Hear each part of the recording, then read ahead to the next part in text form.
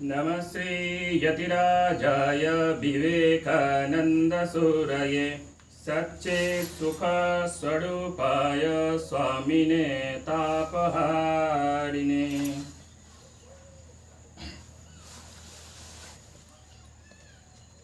आज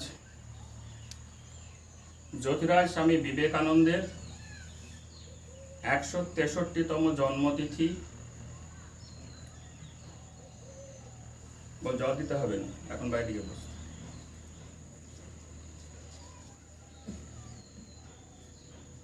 অর্থাৎ তার 162 বছর জন্ম বয়স পূর্ণ হয়েছে, তিনি 163 বছরে পদার্পণ করলেন। যদি বেঁচে থাকতেন 163 বছর বয়সে তিনি পদার্পণ করতেন। তো আমরা 12ই জানুয়ারি তার জন্মদিবসে তার জীবনীটা সংক্ষিপ্তভাবে আলোচনা করেছি। আমরা আগেও বলেছি যে এত ক্ষুদ্র পরিসরে আমরা এত বৃহৎ জীবন সমগ্রভাবে আলোচনা করতে পারবো না। তবুও আমরা তার শৈশব এবং ঠাকুরের নিকট তার আসা পর্যন্ত বিষয়টি কিছুটা হলেও আলোকপাত করেছিলাম। আজকে যেহেতু বিশাল জীবন, সম্পূর্ণ জীবন এই ক্ষুদ্র সময়ে আলোচনা করা যাবে না, তাই আমরা বেছে নিয়েছি শ্রীরামকৃষ্ণ লীলা প্রসঙ্গের একটি অধ্যায়, যেটি পুরাতন লীলা প্রসঙ্গে 5ম খণ্ডে নিবন্ধিত ছিল। বর্তমানে সেটি 2 খণ্ডের যে লীলা প্রসঙ্গ, সেই 2 খণ্ডের লীলা প্রসঙ্গের একদম শেষের দিকে 6ষ্ঠ অধ্যায় 2য় পাদ, সেখান থেকে আমরা আলোচনা শুরু করব। নরেন্দ্রনাথ ও শ্রীরামকৃষ্ণের দিব্যভাব একদম প্রথম থেকে আমরা শুরু করছি না, 6ষ্ঠ অধ্যায়ের 2য় পাদ থেকে আমরা শুরু করছি। সেখানে হেডিংটা দেওয়া আছে ঠাকুর ও নরেন্দ্রনাথের অলৌকিক সম্বন্ধ। অর্থাৎ একদম প্রথম থেকে শুরু করলেও আমরা সবটা আলোচনা করতে পারবো না। এই অধ্যায়টিও যে সবটি আলোচনা করতে পারবো তা নয়, এটি অনেকটি গুরুত্বপূর্ণ বলে মনে হয়েছে। এবং যেহেতু আমরা দেখেছি শ্রীরামকৃষ্ণের কাছে নরেন্দ্রনাথ দত্ত আগেই এসে গেছেন, তার 3য় দর্শন পর্যন্ত আমরা মোটামুটি আলোচনা করেছিলাম। তারপরে আজকে শুধুমাত্র আমাদের আলোচনা শ্রীরামকৃষ্ণ এবং নরেন্দ্রনাথের সঙ্গে তার অলৌকিক সম্বন্ধের মধ্যেই সীমাবদ্ধ থাকবে। আমরা আলোচনা করতে করতে এমন নয় যে শুধুমাত্র এই অধ্যায়ের মধ্যেই সীমাবদ্ধ থাকব। আমরা বিভিন্ন প্রসঙ্গে স্বামীজির অন্যান্য কথা বা তার জীবনের কচনাবলীও টেনে আনবো। মূলত এখানে শ্রীরামকৃষ্ণ নরেন্দ্রনাথ দত্ত সম্পর্কে কি ভাবছেন, বা নরেন্দ্রনাথ দত্ত শ্রীরামকৃষ্ণ সম্পর্কে কি ভাবছেন, বা তাদের মধ্যে যে কথোপকথন আমাদের আলোচনার বিষয়বস্তু, সেইটুকু। আমরা যারা সাধারণ মানুষ, সাধারণ ভারতবাসী, তারা শুধু স্বামী বিবেকানন্দকে একজন দেশপ্রেমিক মানুষ বলেই জানি। স্বাধীনতা সংগ্রামীরা স্বামী বিবেকানন্দের দ্বারা অনুপ্রাণিত হতো, এগুলো আমরা জানি। কিন্তু সেটি তার প্রথম পরিচয় নয়। তিনি প্রথম পরিচয়ে ছিলেন একজন আধ্যাত্মিক মানুষ। যারা আধ্যাত্মিক জগতে আছেন বা তার নামাঙ্কিত সংগঠনে সন্ন্যাস জীবনযাপন করেন, বা বাইরে থেকেও যারা সন্ন্যাস জীবনযাপন করেন, তারা জানেন শ্রী রামকৃষ্ণের শিষ্য নরেন্দ্রনাথ দত্ত বা স্বামী বিবেকানন্দ প্রথমত একটি আধ্যাত্মিক ব্যক্তি, দেশপ্রেম তার দ্বিতীয় বিষয়বস্তু। এবং তিনি নিজেকে ভারতবাসী বলে সীমাবদ্ধ বা সংকীর্ণ করেননি। তিনি পরিষ্কার বলে গেছেন, আমি যেমন ভারতের তেমনি জগতের। কাজে তিনি শুধু আমাদের এরকম দাবি করাটা একটি সংকীর্ণতা। তো আমরা সেই আধ্যাত্মিক নরেন্দ্রনাথের কথা আলোচনা করব, কিভাবে শ্রী রামকৃষ্ণের সংস্পর্শে তিনি এলেন। আমরা 3য় দর্শনের পরে আলোচনা করছি, অনেক পরে আলোচনা করছি। বেশ কয়েকবার তিনি দক্ষিণেশ্বরে এসে গেছেন। সব মিলিয়ে সম্পূর্ণরূপে 5 বছর তিনি শ্রী রামকৃষ্ণের সংস্পর্শে ছিলেন। তার অর্থ এই নয় যে 5 বছর তিনি শ্রী রামকৃষ্ণের সংস্পর্শে কন্টিনিউয়াসলি অর্থাৎ এক নাগারে ছিলেন, তা নয়। তারও পড়াশোনা ছিল, বাড়ির কাজ ছিল। তিনি মাঝে মাঝে আসতেন, সপ্তাহে 2-3 দিন আসতেন, কখনো কখনো রাত্রিবাস করতেন, কখনো কখনো 2-3 দিনও থেকে যেতেন। এইভাবে তিনি 5 বছর তার সঙ্গ করেন। কারণ তিনি 1881 সালে শ্রীরামকৃষ্ণের নিকট আসেন এবং 1886 খ্রিস্টাব্দে শ্রীরামকৃষ্ণের শরীর ত্যাগ করেন, শরীর ত্যাগ হয় তার। তাহলে আমরা শুরু করছি ঠাকুর ও নরেন্দ্রনাথের অলৌকিক সম্বন্ধ, 6ষ্ঠ অধ্যায় 2য় পাঠ। এখনকার লীলা প্রসঙ্গের 2য় খণ্ডে আছে। সেখানে লেখক লিখছেন, আমরা জানি এই বইটির লেখক হচ্ছেন শরৎ মহারাজ স্বামী শারদানন্দ, এবং তিনি পরবর্তীকালে বলবেন যে লেখকের গৃহে নরেন্দ্রনাথের আগমন, মানে এই শরৎ তার বন্ধুও ছিল বটে, স্বামী বিবেকানন্দের বন্ধুও ছিল, তারা ছাত্র জীবনেও বন্ধু ছিলেন। আবার শ্রী রামকৃষ্ণের কাছে গিয়েও তারা একসঙ্গে মিলিত হন। আমরা বলেছিলাম যে শ্রী রামকৃষ্ণ স্বামী বিবেকানন্দের যে প্রামাণিক জীবনী সেটা হচ্ছে যোগানায়ক বিবেকানন্দ, এবং আরো অনেকে আছে, প্রমোদহান বসু টসু লিখেছেন, ইংরেজিতে আছে, বাংলাতে আছে। কিন্তু গম্ভীরানন্দ তো অনেক পরে এসেছেন, অর্থাৎ তারা তো বিবেকানন্দ বা শরৎ মহারাজের স্মরণ সহায়ক নয়। তাহলে গম্ভীরানন্দজি কোথায় পেলেন তথ্যগুলো? তিনটে ভলিউম যে তিনি লিখলেন, তিনটি খণ্ড যে তিনি লিখলেন স্বামী বিবেকানন্দের জীবনী রূপে, তিনি তথ্যগুলো কোথা থেকে পেলেন? তো গম্ভীরানন্দ যে তথ্যগুলি পেয়েছিলেন তার মধ্যে মূল হচ্ছে লীলা প্রসঙ্গ এবং কথামৃত। কারণ কথামৃত এবং লীলা প্রসঙ্গ যারা নিবন্ধন করেছেন, লিখেছেন বলা যাবে না, সংকলক বলা যাবে। কেন কি তারা চোখের সামনে যা দেখেছেন বা ঘটনা পরম্পরা যা ঘটেছে সেটা সংকলন করেছেন, কবির মতো বা উপন্যাসকারের মতো কল্পনা করে লেখেননি, এরা সংকলক। তো কথামৃতকার এবং শরৎ মহারাজ এবং বিবেকানন্দ তারা প্রত্যক্ষ শ্রী রামকৃষ্ণের সংস্পর্শে এসেছিলেন। গম্ভীরানন্দ তার জীবনীকা, তার প্রামাণিক জীবনীকা, তিনি তো প্রত্যক্ষভাবে স্বামী বিবেকানন্দকে দেখেননি বা শ্রী রামকৃষ্ণের সংস্পর্শে আসেননি। তিনি তথ্য সংগ্রহ করেছিলেন, বা অন্যান্য যেসব ছোট ছোট জীবনী গ্রন্থ পাওয়া যায় তারা তথ্য সংগ্রহ করেন এই লীলা প্রসঙ্গ এবং কথামৃত থেকে, এবং অন্যান্য সমকালীন বই, ম্যাগাজিন, খবরের কাগজ থেকে। তো সেই মূল সোর্স তাহলে আমরা বলতে পারি গম্ভীরানন্দ যেখান থেকে তথ্য সংগ্রহ করেছেন, আমরা সেখান থেকে আলোচনা করছি। আলোচনাটা শুধুমাত্র ঠাকুর আর নরেন্দ্রনাথের মধ্যে সীমাবদ্ধ থাকবে। খুব ছোট্ট করে 45 মিনিট সময়ের মধ্যে আমরা আমাদের আলোচনা শেষ করব। লেখক শরৎ মহারাজ লিখছেন, নরেন্দ্রনাথের পবিত্র হৃদয় মন উচ্চ ভাব সমূহকে আশ্রয় করিয়া সর্বদা কার্যে অগ্রসর হয়। ঠাকুরের তীক্ষ্ণ দৃষ্টি একথা প্রথম দিন হইতে ধরিতে সক্ষম হইয়াছিল। নরেন্দ্রনাথের পবিত্র হৃদয় মন উচ্চ ভাব সমূহকে আশ্রয় করিয়া সর্বদা কার্যে অগ্রসর হয়। ঠাকুরের তীক্ষ্ণ দৃষ্টি একথা প্রথম দিন হইতে ধরিতে সক্ষম হইয়াছিল। ঠাকুর আর স্বামীজির মধ্যে আমরা যখন আমাদের জীবনে শুরু করি, বা যখন ঠাকুরের প্রেমে পড়ি বা নরেন্দ্রনাথের প্রেমে পড়ি, স্বামীজির প্রেমে পড়ি, আমাদের মধ্যে একটা সবসময় একটা মাথার মধ্যে একটা দ্বন্দ্ব, একটা চর্চা চলতে থাকে, কে বেশি বুদ্ধিমান। ঠাকুর বেশি বুদ্ধিমান না স্বামীজি বেশি বুদ্ধিমান? স্বামীজি বিএ পাস করেছিলেন, 3টে পাস করেছিলেন, কিন্তু ঠাকুর তো স্কুল পাস করেন, প্রাইমারি স্কুলের গণ্ডি পেরোননি। কিন্তু বুদ্ধির দিক দিয়ে আমরা বিচার করে দেখেছি, বারবার বিচার করে দেখেছি যে শ্রী রামকৃষ্ণ বুদ্ধির দিক থেকে স্বামী বিবেকানন্দের চেয়ে এগিয়ে। তিনি বিদ্যায় বড় বটে, শারীরিক শক্তিতে বড় বটে, কিন্তু বুদ্ধিতে শ্রী রামকৃষ্ণ তাকেও উপকার করেছেন, এটা আমরা বারবার দেখতে পাবো। নরেন্দ্রের সহিত ঠাকুরের দৈনন্দিন আচরণ সকল সেই জন্যই অন্য ভাবের হইতে নিত্য দেখা যাইত।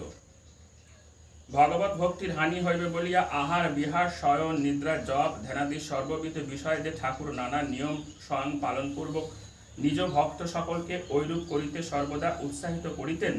তিনি আবার নিঃসংকোচে সকলের সম্মুখে একথা বারংবার স্পষ্ট বলিতেন, নরেন্দ্র ওই নিয়ম সকলের ব্যতিক্রম করিলে তাহার কিছুমাত্র প্রত্যব্যয় হইবে না।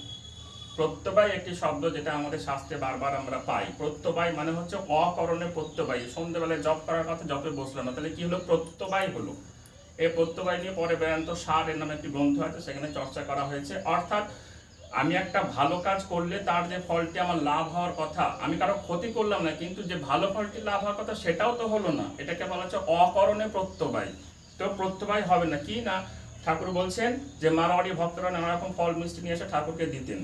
তো ঠাকুর সেই ফল মিষ্টিগুলো গঙ্গায় ফেলে দিতেন, কিন্তু কাউকে খেতে দিতেন না। কারণ ওরা অনেক বাসনা টাসনা নিয়ে এসব ফলগুলো সাধুকে দেয়, ওগুলো খেলে সাধুর পতন হতে পারে, সাধুর অধঃপতন হতে পারে।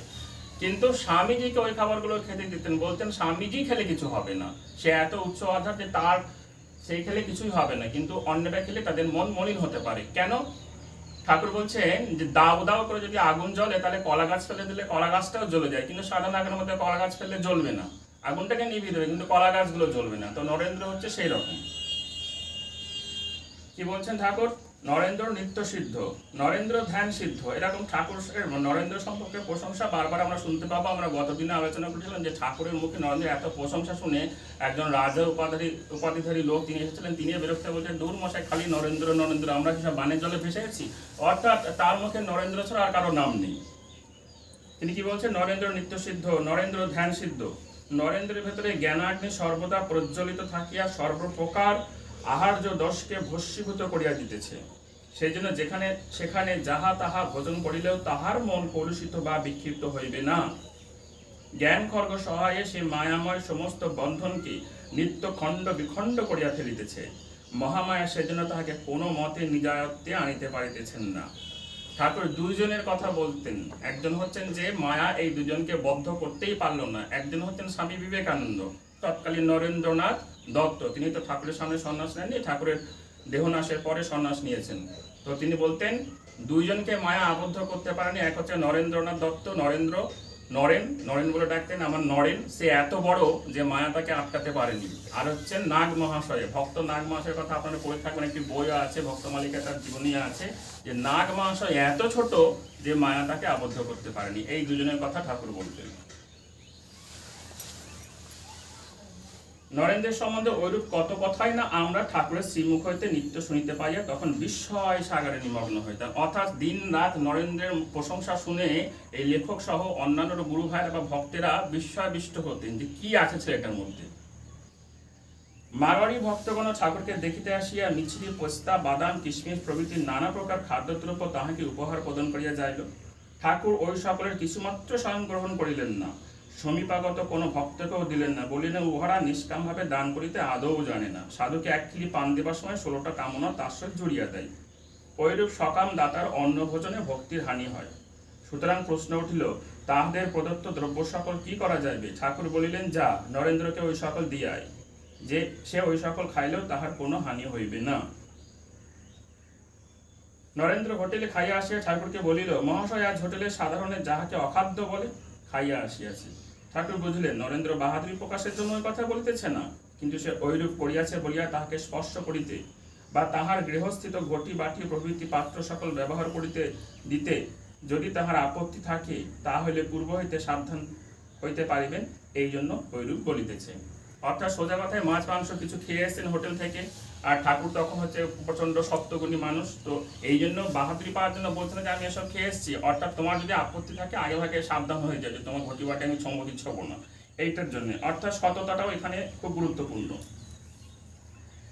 ঐরূপ বুঝিয়া বলিলেন, তোর তাহাতে দোষ লাগিবে না।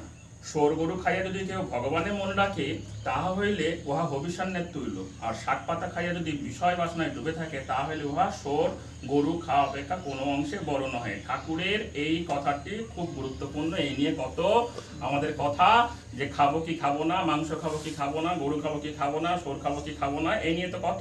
এই ঠাকুরের এটা হচ্ছে বিখ্যাত একটি কথা। কথামৃতে অন্যভাবে এই একই কথা ঠাকুর বলছেন, যদি হবিষ্যান্ন করে কেউ কামিনী কাঞ্চনে আসক্ত হয় তাহলে তাকে বলে ধিক, আর যদি সোরের মাংস খেয়েও তার ঈশ্বরের মন থাকে তাহলে তাকে বলি ধন্য। তাহলে ঠাকুর বলছেন যে তুই যদি সোর গরু খেয়েও আসিস তাতে তোর কোনো দোষ হবে না। সেই একই কথা এখানে আবার রিপিট করছেন, যে কেউ যদি শাক পাতা খাইয়ে বিষয় বাসনায় ডুবে থাকে তাহলে তার সোর গরু খাওয়া, সোর গরু মানে গ্রাম্য ভাষায় শুয়োর আর গরু, তাহলে শুয়োর গরু খাওয়া অপেক্ষা কোনো অংশে বড় নয়। অর্থাৎ শুয়োর গরু খেয়ে যদি ঈশ্বরের মন থাকে, অর্থাৎ কি খাবো না খাবো এই খাদ্য আখাদ্য বিষয় করে সময় নষ্ট করবে না, জীবন ক্ষুদ্র, ঠিক আছে, তোমার যা রূপে খাও, মনটা ঈশ্বর আছে কি। ঠাকুর বলতেন যে ঈশ্বর মন দেখেন, কে কোথায় পড়ে আছে সেটা দেখেন না। আমি এখানে পড়ে আছি না কোথায় পড়ে আছি, না জঙ্গলে পড়ে আছি না ডাস্টবিনের পাশে পড়ে আছি, ঠাকুর সেটা দেখেন না। ঈশ্বর মন দেখেন, আমার মনটা কোথায় আছে, শরীরটা কোথায় আছে এটা ঈশ্বরের কিছু বোঝায় না, আমার মনটা কোথায় আছে। তুই অখাদ্য খাইয়াছিস তাহাতে আমার কিছুই মনে হইতেছে না, কিন্তু অন্য সকলকে দেখাইয়া ইহাদিকে কেহ যদি আসিয়া ওই কথা বলিত, তাহলে তাহাকে স্পর্শ পর্যন্ত করিতে পারিতাম না। তাহলে এই হচ্ছে অধিকারী ভেদ। এটা নরেন্দ্রনাথ করেছে বলে কোনো দোষের নয়, ঠিক আছে। এটা আপাতত মনে হয় পক্ষপাতিত্ব, কিছুটা পক্ষপাতিত্ব থাকেই সমাজে। পক্ষপাতহীন কেউ নয়, মা বাবাও নয়, শিক্ষকও নয়। ভালো ছাত্রের প্রতি শিক্ষকের দরদ উথলে ওঠে, ভালো শিষ্যের প্রতি গুরুর দরদ উথলে ওঠে। পক্ষপাতিত্ব ছিলই, আর সেই পক্ষপাতিত্ব পাওয়ার অধিকারী সে ছিল বলেই সে পক্ষপাতিত্ব পেয়েছে। ওইরূপে প্রথম দর্শন কাল হইতে শ্রীযুত নরেন্দ্র ঠাকুরের নিকটে যেরূপ ভালোবাসা, প্রশংসা ও সর্ব বিষয়ে স্বাধীনতা লাভ করিয়াছিলেন, তাহা পাঠকের যথাযথ বুঝানো এক প্রকার সাধ্যাতীত বলিয়া বোধ হয়। আর স্বাধীনতা পেয়েছিলেন বলেই তিনি বড় হয়েছিলেন। ইংরেজিতে একটা কথা আছে, liberty is the first condition of growth. তো স্বামী বিবেকানন্দ প্রথম থেকে স্বাধীনতাটা পেয়েছেন, আর এই জন্য তো বড় হয়ে পেয়েছেন। তার বাবাও তার পায়ে দড়ি বেঁধে রাখেননি, ছোটবেলা থেকে তিনি দেশ ঘুরেছেন, বাবার সঙ্গে ঘুরেছেন, একা একা ঘুরেছেন, সাধু হওয়ার পরেও ঘুরেছেন। শ্রীরামকৃষ্ণ তার পায়ে দড়ি বেঁধে রাখেননি, কোনো নিষেধাজ্ঞা তার উপর চাপাননি। মহানুভব শিষ্যের আন্তরিক শক্তির এতদূর সম্মান রাখিয়া তাহার সহিত সর্ববিষয়ে আচরণ করা জগৎ গুরুগণের জীবন ইতিহাসে অন্যত্র কোথাও দেখিতে পাওয়া যায় কিনা সন্দেহ। ভাষা এত সুন্দর শরৎ মহারাজের, সাধু ভাষা, কিন্তু বঙ্কিমচন্দ্রের মতো কঠিন ভাষা নয়, আবার দুর্বোধ্যও নয়, আবার বুঝতে গেলে একটু মনও দিতে হয়। এই বইটা হচ্ছে, আমার ভাষায় আমি বলি যে এটা হচ্ছে একটা world class literature. Shri Shri Ramakrishna Lila Prasanga এবং কথামৃত বিশ্ব সাহিত্যের ইতিহাসে সবচেয়ে উপরের দিকে থাকবে। তার মধ্যে এই একটা হচ্ছেন শরৎ মহারাজ, এবং কিভাবে বই লেখার আবার একটা গল্প থাকে। এই বইটি তিনি কিভাবে উদ্বোধনে বসে লিখেছেন সে তার আলাদা গল্প আছে। কি পরিশ্রমটা করেছেন, বই লিখতে যে কি পরিশ্রম করতে হয়, যারা করেনি তারা তো বুঝবেই না। তো সেই পরিশ্রম সার্থক হয়েছে তার। তা তিনি বলছেন যে সবসময় দেখা যায় যে শিষ্য গুরুর পাদবন্দনা করছে, শিষ্য গুরুর প্রশংসা করছে, শিষ্য গুরুর পায়ে পায়ে ঘুরঘুর করছে, কিন্তু এ দেখি উল্টো। এখানে গুরু শিষ্যের প্রশংসায় পঞ্চম, এখানে গুরু সবসময় শিষ্যের পিছনে পিছনে ঘুরঘুর করছে। কেন এলো না নরেন্দ্র বলে কান্নাকাটি করছে।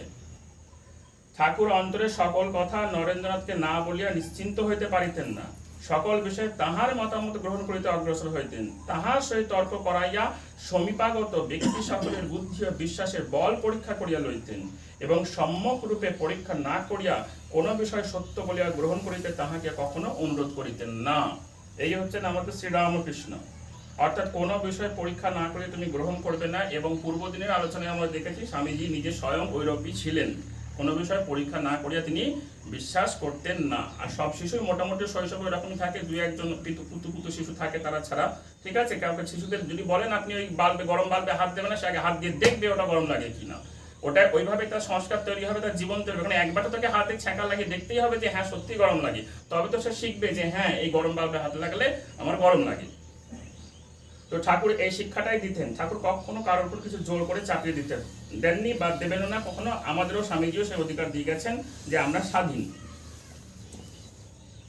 বলা বাহুল্য ঠাকুরের ঐরূপ আচরণ শ্রীযুত নরেন্দ্রের আত্মবিশ্বাস, পুরুষকার, সত্যপ্রিয়তা ও শ্রদ্ধা ভক্তিকে স্বল্পকালের মধ্যে শতধারে বাড়াইয়া তুলিয়াছিল, এবং তাহার অসীম বিশ্বাস ও ভালোবাসা দুর্বেদ্য প্রাচীরের ন্যায় চতুর্দিকে অবস্থান পূর্বক অসীম স্বাধীনতা প্রিয় নরেন্দ্রকে তাহার অজ্ঞাতস্বরে সর্বপ্রকার প্রলোভন ও হীন আচরণের হস্ত হইতে নিত্য রক্ষা করিয়াছিল। কথাটা হচ্ছে এই, আমি এই কাজটা করলে আমার গুরু মারবে বা আমার শিক্ষক মারবে বা আমার মা মারবে বা বাবা মারবে, এই কথাটা যখন কোনো ছেলে বা বাচ্চার মাথায় ঢুকে যাবে, ছেলে মেয়ে লিঙ্গ নির্বিশেষে, যেটা চাপবে আমি ওটাই করব। শিক্ষা এই জন্য শিশু শিক্ষাটা খুব গুরুত্বপূর্ণ, বা ছেলে মানুষ করা খুব গুরুত্বপূর্ণ। কিন্তু যখন স্বাধীনতা দিয়ে যাবে তখনই মনে হবে না বাবা আমাকে এতটা বিশ্বাস করে, মা আমাকে এতটা বিশ্বাস করে, শিক্ষক আমাকে এতটা বিশ্বাস করে, গুরু আমাকে বিশ্বাস করতে পারে না, লুকিয়েও আমি এই কাজটা করতে পারি না। এইটাই হচ্ছে সঠিক মানুষ করার পদ্ধতি। বেত্রাঘাত স্বামীজি বলে গেছেন, আমাদের জীবনে দেখছি, ঠিক আছে। আলটিমেটলি সেই ছেলেগুলো মানুষ হয় না, বা তাদের বিকৃতি, আত্মঘাতী হওয়ার প্রবণতা ইত্যাদি এগুলো দেখাই যায়। কাজে স্বাধীনতা না পেলে মানুষ বড় হতে পারে না।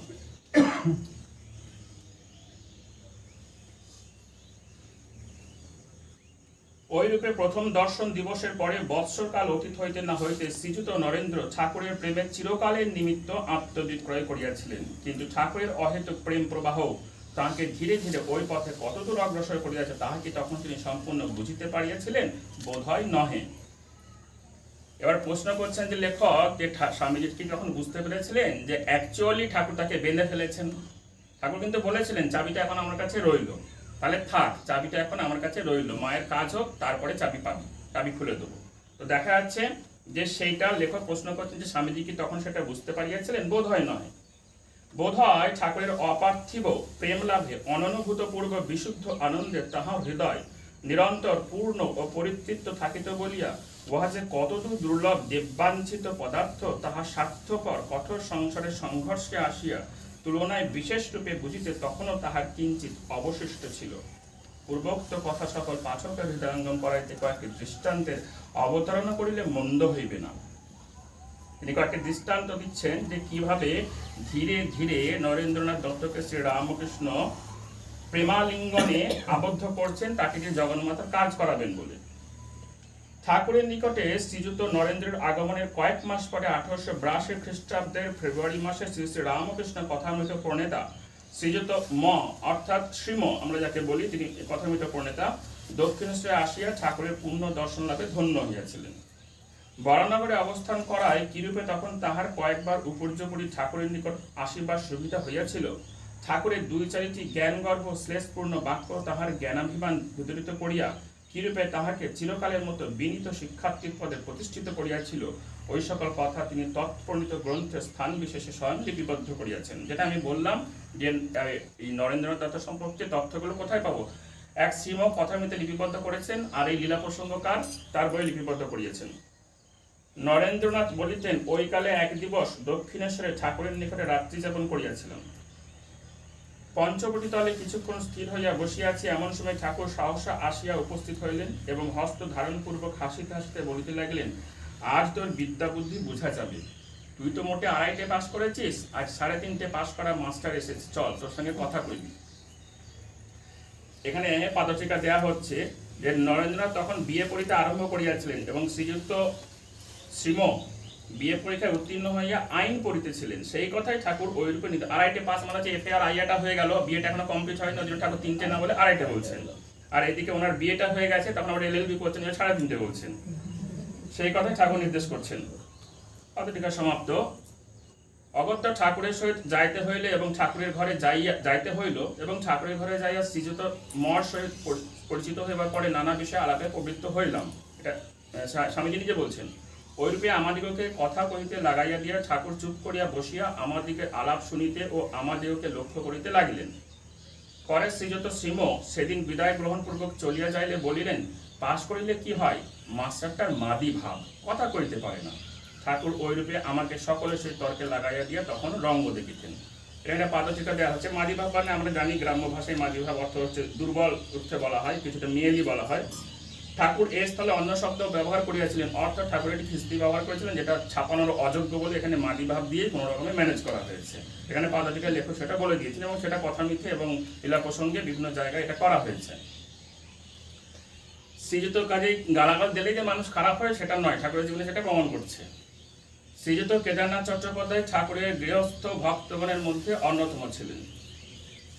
বোধ হয় নরেন্দ্রনাথের দক্ষিণেশ্বরে আসিবার কিছুকাল পূর্ব হইতে ইনি ঠাকুরের নিকট গমনাগমন করিতেন, কিন্তু কর্মস্থল পূর্ববঙ্গে ঢাকা শহরে থাকায় পূজাদির অবকাশ ভিন্ন অন্য সময় ইনি ঠাকুরের নিকটে বড় একটা আসিতে পারিতেন না। কেদারনাথ ভক্ত সাধক ছিলেন এবং বৈষ্ণব তন্ত্রত্ব ভাব অবলম্বন করিয়া সাধন পথে অগ্রসর হইতেছিলেন। ভজন কীর্তনাদি শুনিলে তাহার দু নয়নে অশ্রুধারা প্রবাহিত হইত। ঠাকুর সেজন্য সকলের নিকটে তাহার বিশেষ প্রশংসা করিতেন। ঠাকুর যাদের চোখে আনন্দাশ্রু আসে, ঈশ্বর নাম যাদের চোখে জল আসে, ঠাকুর তাদের খুব ভালোবাসতেন। সে কি গো, তোমার চোখে জল আসে হরিকথায়, তা তো বেশ ভালো, বেশ বেশ বেশ, আর উন্নতি করে। ঠাকুর খুব আনন্দ করতেন তাদের কথায়। অনেকে আবার তাহার উপদেশ মতো ধর্মজীবন গঠনে অগ্রসর হইতে। শোনা যায় ঠাকুরের নিকটে যখন বহু লোকের সমাগম হইতে থাকে, তখন ধর্ম বিষয়ে আলোচনা করিতে করিতে পরিশ্রান্ত ভাবাবিষ্ট হইয়া তিনি একসময় শ্রী জগন্মাতাকে বলিয়াছিলেন, মা, আমি আর এত বকতে পারি না, তুই কেদার, রাম, গিরিশ ও বিজয়কে একটু একটু শক্তি দে, যাতে লোকে তাদের কাছে গিয়ে কিছু শেখবার পরে এখানে আসে। শ্রীযুত কেদারনাথ চট্টোপাধ্যায়, রামচন্দ্র দত্ত, গিরিশচন্দ্র ঘোষ ও বিজয় কৃষ্ণ গোস্বামী, এই 4 জনের কথা ঠাকুর বিশেষ করে বলতেন। পরবর্তীকালে আমরা দেখি চারজনই বিজয় কৃষ্ণ গোস্বামী তো আলাদা মঠই তৈরি হয়। গিরিশচন্দ্র ঘোষ আমরা জানি বীর ভক্ত হিসেবে তিনি পরিচিত হয়ে আসেন এবং কল্পতরু দিবসে তিনি ঠাকুর কৃপাও লাভ করেন, যাতে লোকে তাদের কাছে গিয়ে কিছু শেখবার পরে এখানে আসে এবং 2-1 কথাতেই চৈতন্য লাভ করে। কিন্তু উহা অনেক পরের কথা।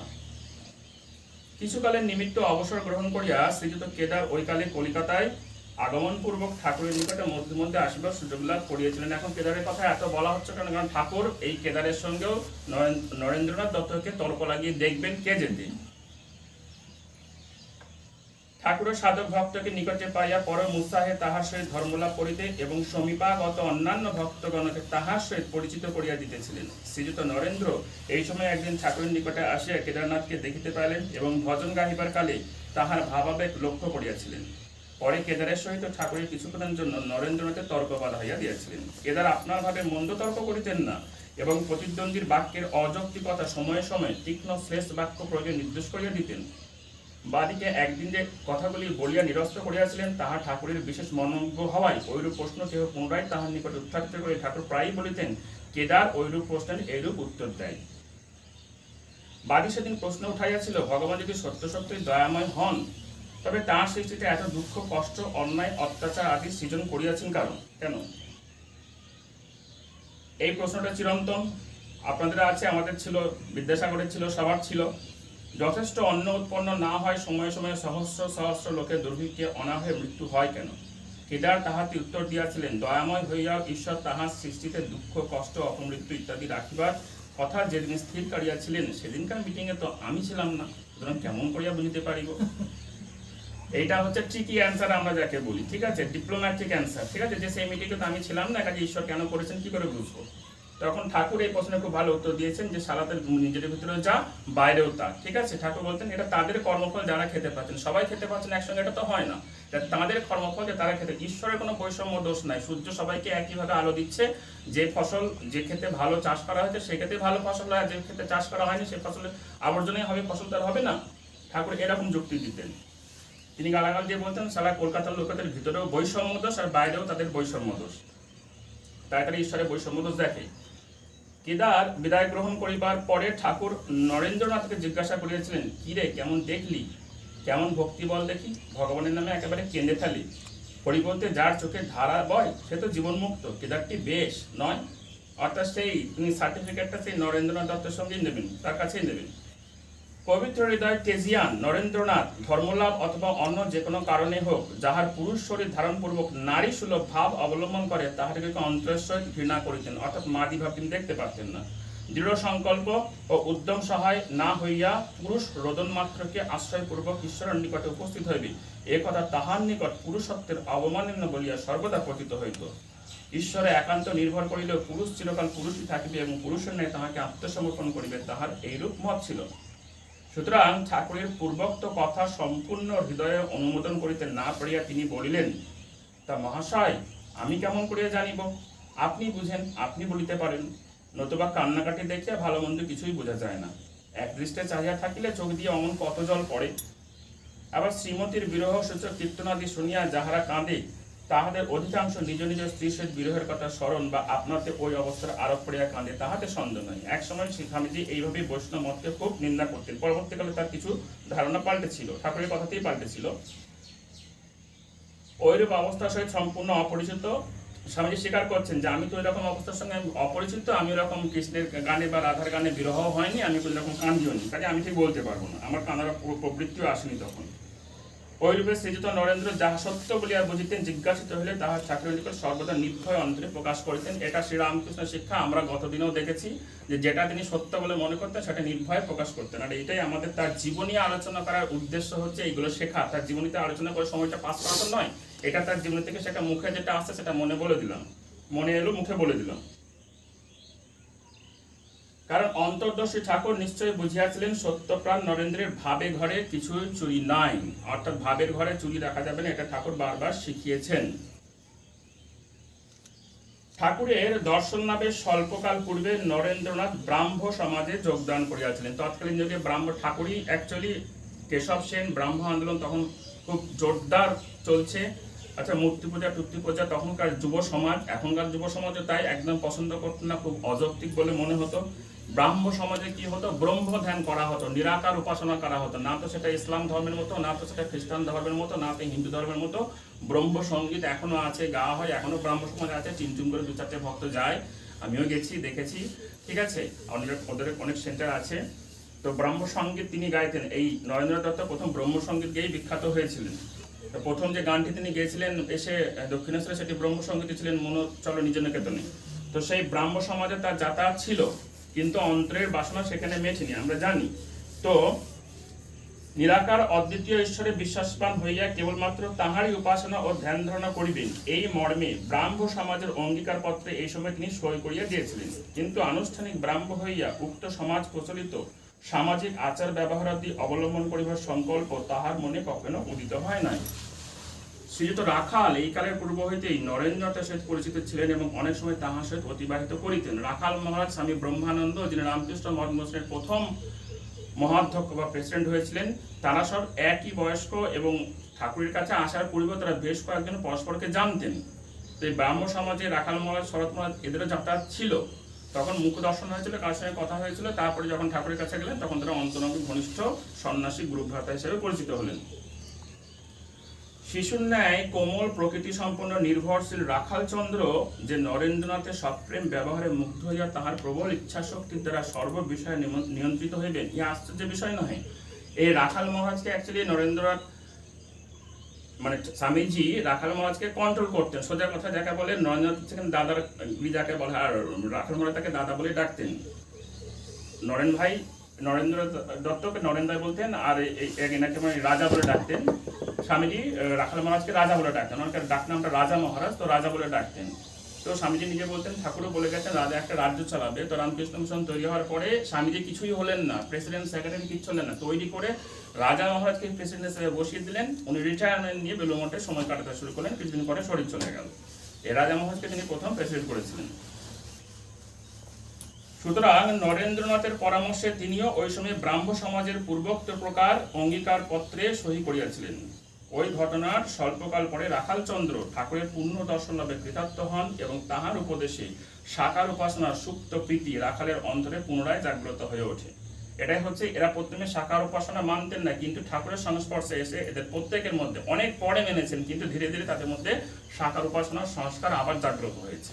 আমরা দেখতে পাবো একটু পরে, যদি আজকে আমরা কভার করতে পারি, যে ঠাকুরের সামনে এসে স্বামীজি বলছেন, মশাই শান্তি হচ্ছে না, বলে এইটা হচ্ছে না, এইটা হচ্ছে না। তো তখন বলছে, দেখ আমি কি জানি, তুই মাকে গিয়ে বল। আর তখনও স্বামীজির সংস্কার আটকে, এটা কাঠের মূর্তি, এটা মাটির মূর্তি, পাথরের মূর্তি, গিয়ে বলবো আমরা কি করবে, এটা হতে পারে না। তো টাকার তখন বড়ই অভাব, তখন ঠাকুর আবার বলছেন, তুই যা না একবার মাকে গিয়ে বল না। তো সেই দিন প্রথম কালী মন্দিরে গিয়ে স্বামীজি বা তৎকালীন নরেন্দ্রনাথ দত্ত দাঁড়ালেন। ঠিক আছে, দাঁড়ালেন, কিন্তু বলতে আর পারলেন না যে মা আমাকে টাকা দাও। ঠিক আছে, কিছুতেই বলতে পারলেন না, টাকা দাও, আমাকে বৈশুখ দাও। বললেন জ্ঞান দাও, বিবেক দাও, বৈরাগ্য দাও। আবার সব বলে তারপরে ফিরে এলেন। তারপরে ঠাকুর, কিরে গিয়েছিলি, মাকে কি বললি? বলবেন হ্যাঁ মশাই গিয়েছিলাম, কিন্তু সব টাকা কড়ির কথা বলতে পারলাম না, বলুন যে জ্ঞান, বিবেক, বৈরাগ্য, ভক্তি দাও। তখন থেকে ঠাকুরের খুব আনন্দ, সে কয়েকদিন ধরে যেই আসে ঠাকুরের কাছে, এই নরেন কালী মেনেছে, জানো, নরেন কালী মেনেছে। ঠাকুরের কথায় স্বামীজি কালী মন্দিরে গেলেন। তার আগে তিনি কালী মন্দিরে যেতেন না, বা কোনো মন্দিরে যেতেন না, ঠাকুরের কাছে আসতেন, ওই আপনাকে দেখতে ভালো লাগে, কথা শুনতে ভালো লাগে মশাই, তাই আসে।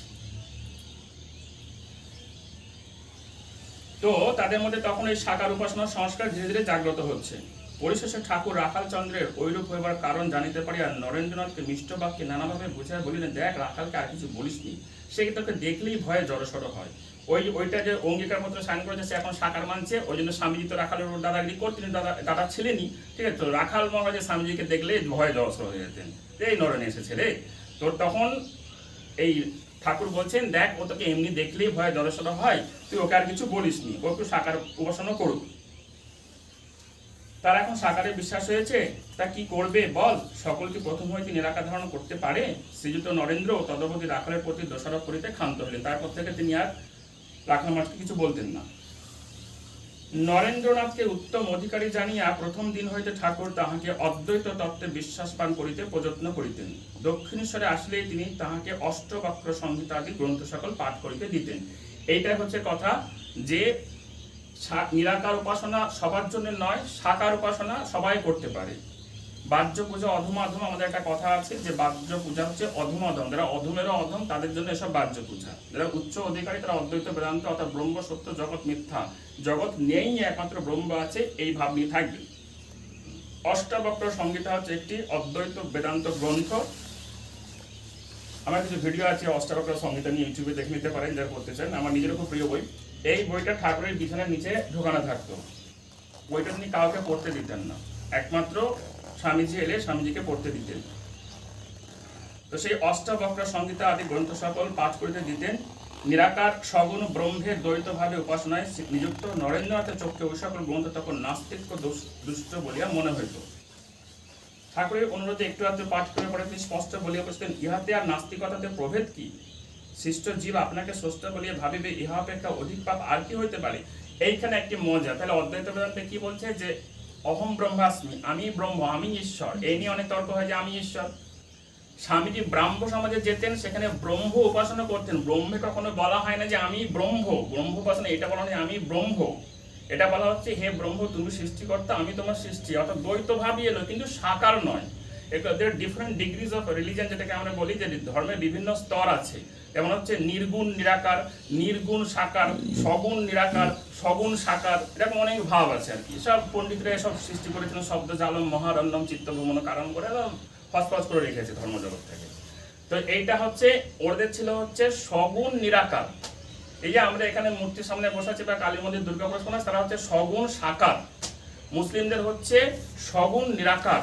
তো ওদের কিন্তু সগুণ নিরাকার ছিল ব্রাহ্ম সমাজে। আমি ব্রহ্ম এই দুঃসাহসটা তারা করতেন না। বর্তমানে আর্য সমাজেরও তাই, আমি পরমাত্মা এইটা তারা বলে না। পরমাত্মা তাদের কাছে নিরাকার, কিন্তু সগুণ। হে পরমাত্মা তুমি আমাদের সৃষ্টি করেছো, তুমি আমাদের রক্ষা করো, তুমি আমাদের দয়া করো, তুমি আমাদের সদ্বিচার দাও, এইরকম।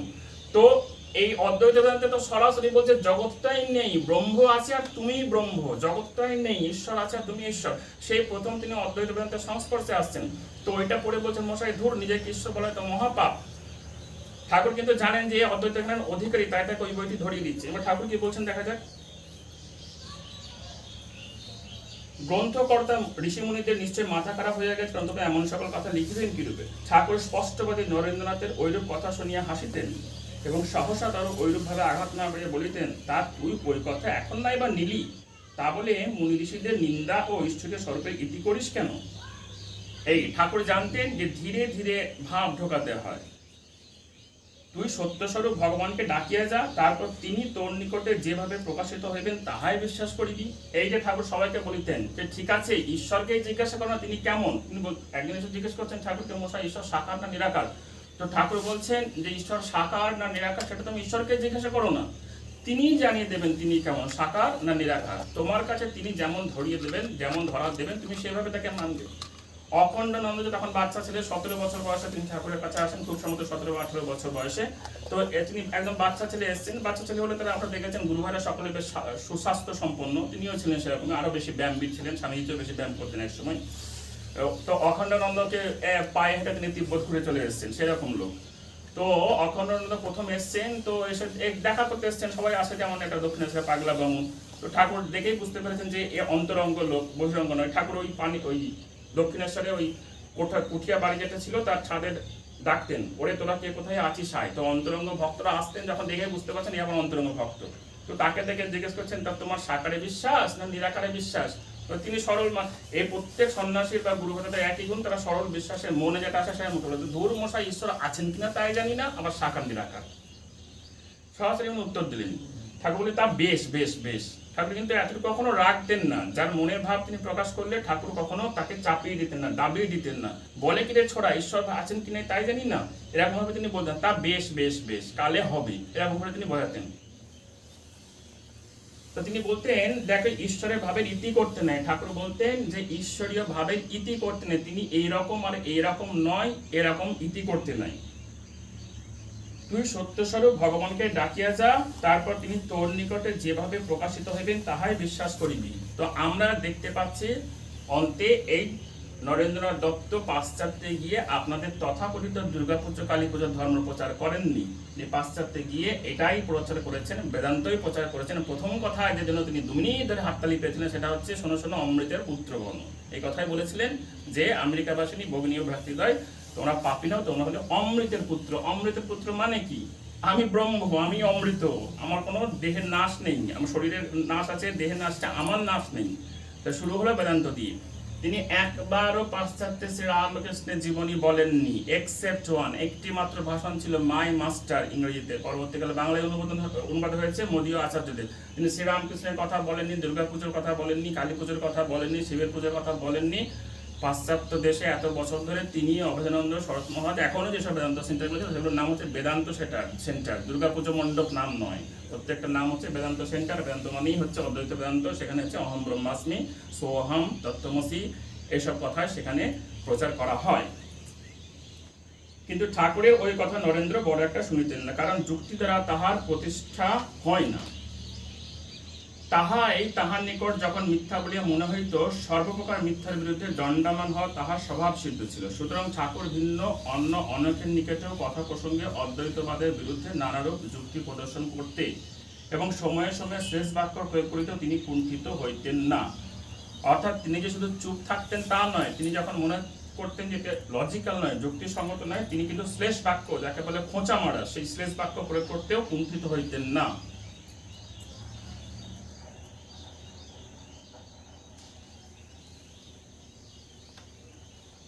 এবার আমরা দেখতে পাচ্ছি প্রতাপচন্দ্র হাজরার সঙ্গে নরেন্দ্রনাথের সম্পর্ক। প্রতাপচন্দ্র হাজরা এই একটা ইম্পর্টেন্ট চরিত্র, জটিলে কুটিলে না থাকলে লীলা পোষ্টায় হয় না। তো ঠাকুরের জীবনে জটিলে কুটিলের একটি হচ্ছে এই হাজরা। ঠাকুর ওই ভিতরে বসে থাকতেন, হাজরা ওই উত্তরে বা পশ্চিমে গোলবানন্দায় এইটি আসন পেতে বসে থাকতেন। ধান্দাটা কি, বাড়িতে সংসার আছে, ছেলে আছে, বড় বড় ভক্তরা ঠাকুরের কাছে আসলে যদি তাদের ধরে কিছু টাকা তার ঋণ ছিল সেগুলো শোধ করা যায়, এইটা হচ্ছে হাজার ধান্দা। সে কিন্তু ঠাকুরকে খুব একটা শ্রদ্ধা করতো না, ঠাকুরের নিন্দাও করতো। আর ঠাকুর কিন্তু তাকেও খুঁচিয়ে খুঁচিয়ে কথা বের করতেন। সে কিন্তু নিন্দা করলেও বুদ্ধিমান ছিল, ঠাকুরকে কিঞ্চিত ভক্তি করতো। সেই হাজরার সঙ্গে এই হাজরা একদিন হঠাৎ করে ঠাকুরকে বলতে, তা মশাই, ঈশ্বর অনন্ত, তার ঐশ্বর্য অনন্ত, ঈশ্বর কি চালকলা খাবেন না গান শুনবেন? ঠাকুর এবং স্বামীজি মানে এটা একদম ঠিক কথা, ঠিক বলেছ, ঈশ্বর তো অনন্ত, ঐশ্বর্য অনন্ত, তিনি কি চালকলা খাবেন নাকি গান শুনবেন? ওসব নিচু থাকের লোকেদের জন্য। তিনি বলতে, এসব গান করছি, পুজো করছি, নিচু থাকের লোকেদের জন্য। ঈশ্বর অনন্ত, তাকে কি এসব দিয়ে খুশি করা যায়? এবার সেই হাজরা মহাশয়ের সঙ্গে নরেন্দ্রের আমরা একটু সম্পর্ক ছোট্ট করে পড়ে নেব। তো হাজরার দোষ অনেক, কিছু গুণ ছিল। অন্যান্য দোষ গুণের সহিত হাজরা মহাশয়ের অন্তরে সহসা কোনো বিষয় বিশ্বাস করিব না এ ভাবটিও ছিল। তাহার ন্যায় স্বল্প শিক্ষিত ব্যক্তিগণের তুলনায় তাহার বুদ্ধিও মন্দ ছিল না। সেজন্য নরেন্দ্রনাথের ন্যায় ইংরেজি শিক্ষিত ব্যক্তিগণ যখন পাশ্চাত্য সন্দেহবাদী দার্শনিকগণের মতামত আলোচনা করিতেন, তখন তিনি উহার কিছু কিছু বুঝিতে পারিতেন। বুদ্ধিমান নরেন্দ্র ওই জন্য তাহার উপর প্রসন্ন ছিলেন এবং দক্ষিণেশ্বরে আসিলেই অবকাশ মতো 2-1 ঘণ্টা কাল হাজরা মহাশয়ের সহিত আলাপ করিয়া কাটাইতেন। নরেন্দ্রনাথের প্রখর বুদ্ধি সম্মুখে হাজরার মস্তক সর্বদা অবনত হইত। তিনি বিশেষ মনোযোগের সহিত শ্রীযুক্ত নরেন্দ্রের কথাগুলি শুনিতেন এবং মধ্যে মধ্যে তাহাকে তামাক সাজিয়া খাওয়াইতেন। হাজরার প্রতি নরেন্দ্রের ঐরূপ সদয় ভাব দেখিয়া আমরা অনেকে রহস্য করিয়া বলিতাম, হাজরা মহাশয় হচ্ছে নরেন্দ্রের ফ্রেন্ড। মজা করে ইংরেজিটাকে একটু বিকৃত করে বলা হতো, ওটা ফ্রেন্ড। ঠাকুর বলতেন এইভাবে, ইংরেজিগুলো এভাবে বলতেন, থ্যাংক ইউ, ওটা তোমার ফ্রেন্ড, এভাবে বলতেন আর কি ঠাকুর। নরেন্দ্র দক্ষিণেশ্বরে আসলে ঠাকুর অনেক সময় তাহাকে দেখিবা মাত্র ভাবাবিষ্ট হইয়া পড়িতেন। পরে অর্থবাদ্য দশা প্রাপ্ত হইয়া অনেকক্ষণ পর্যন্ত পরমানন্দে তাহার সহিত ধর্মালাপে নিযুক্ত থাকিতেন।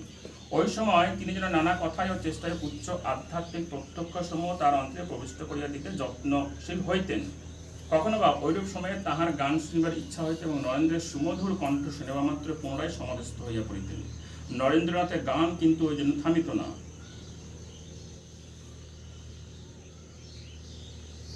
সর্বশেষে নরেন্দ্রের মুখ হইতে যৌখ ছায়াসর তুহিয়া সঙ্গীতটি না শুনিলে তাহার পূর্ণ পরিতৃপ্তি হইত না। পরে অদ্বৈতবাদের নানা রহস্য যথা জীব ও ঈশ্বরের প্রভেদ, জীব ও ব্রহ্মের স্বরূপ ইত্যাদি কথায় কতক্ষণ অতিবাহিত হইত। এইরূপে নরেন্দ্রনাথের উপস্থিতিতে দক্ষিণেশ্বরে আনন্দের তুফান ছুটিত। সময় কম, আমাদের ছোট করতে হবে। তাহলে আমরা দেখছি যে লীলা প্রসঙ্গকারকে একটি খণ্ড, প্রায় একটি খণ্ডের অর্ধেক শুধু শ্রী রামকৃষ্ণের সঙ্গে নরেন্দ্রনাথ দত্ত পরবর্তীকালে স্বামী বিবেকানন্দের কি কি কথোপকথন হতো, তিনি কিভাবে শক্তি সঞ্চার করতেন, কিভাবে পরামর্শ দিতেন, আমরা বহু উদাহরণ জানি যেখানে শুধু একাকী আসতে বলতেন ঠাকুর বলতেন যে একা একা এসো।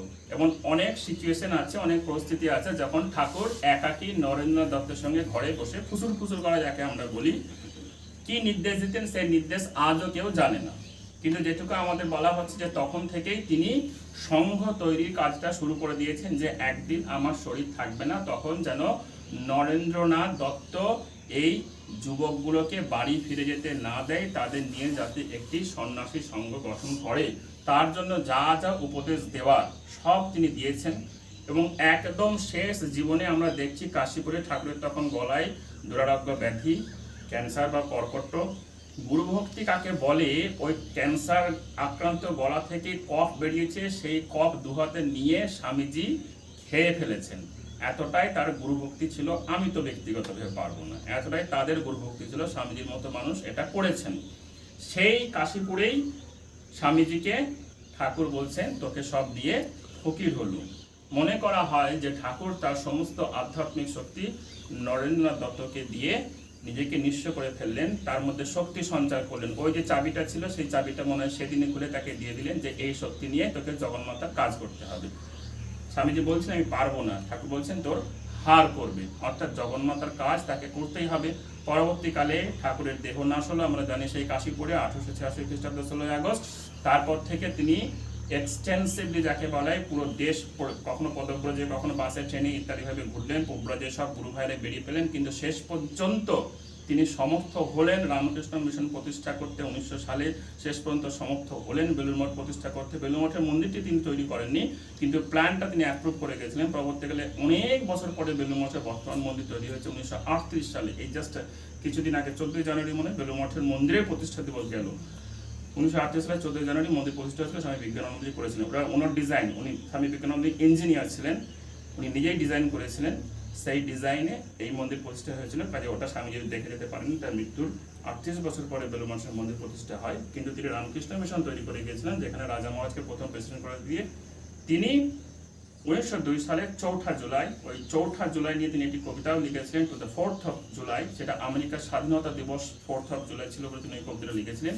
আর ঘটনা চক্রে সেই 4 জুলাই তিনি শরীরত্যাগ করেন, আর যেদিন শরীরত্যাগ করেন তার দেহের উপরে গিয়ে এ রাজা মহারাজ একদম হাওহাও করে তার দেহ বুকের উপর পড়ে যে নরেন ভাই কোথায় গেলে, নরেন্দ্র কোথায় চলে গেলে বলে কান্নাকাটি করেন। সেই ঘর আজও আছে, সেই ঘর এখনো সবাই দর্শন করতে পারে, প্রতিদিন খোলা।